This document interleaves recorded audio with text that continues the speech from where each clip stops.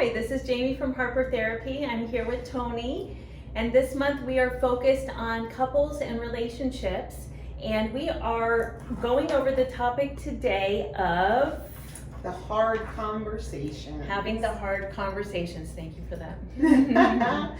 So I think nobody likes having hard conversations. And when I say hard conversations, I'm not necessarily talking about what's for dinner, because that was a couple of weeks ago.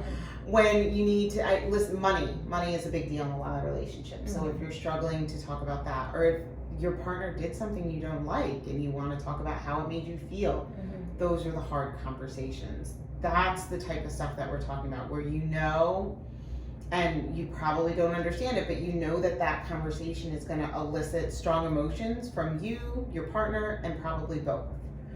So one of the things that we highlight here is taking a time out is okay.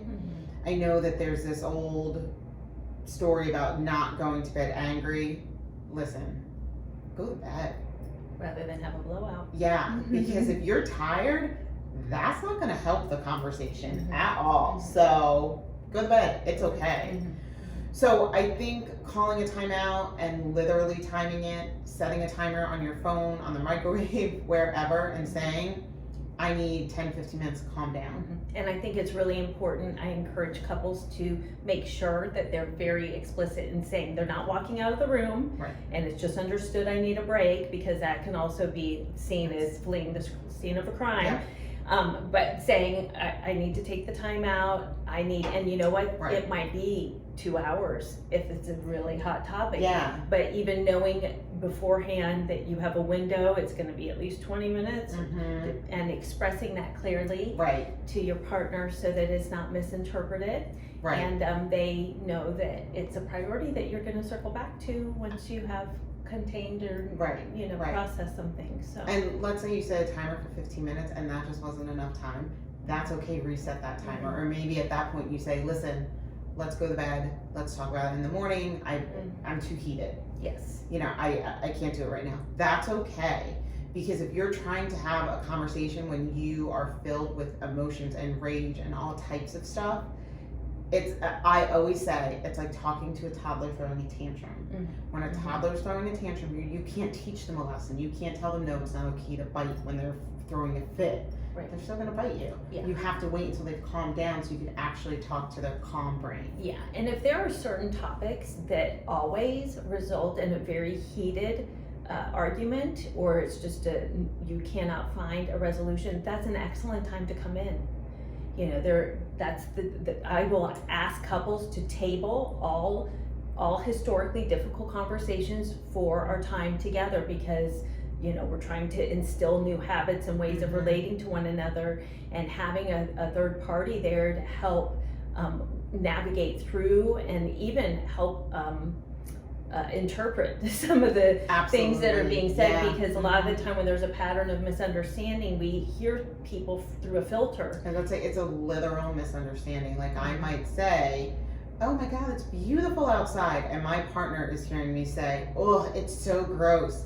It legit happens. Like I'm not trying to exaggerate. Like we've listened. I know I've had couples say things, and then the other couple's like, why did you just say that? And I'm like, whoa, they didn't. That's not at all what was said. So it's really interesting. So being able to take that time out. And then the next one, the next step is the feedback wheel. It's one of my favorite things. And when I lay it out, it sounds beautiful. It comes in a nice little package with a bow. Doesn't always look like that. So I'm going to go over it really quickly. Give us a call to get more details about it. But step 1 is state the facts of what you saw or what you heard. The second step is we are wired for story no matter what. So if we don't have all the facts, we're going to make up a story to go with something.